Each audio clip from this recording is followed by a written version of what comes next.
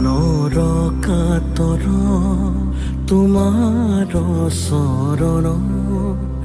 যাতনা যি যত আমাৰ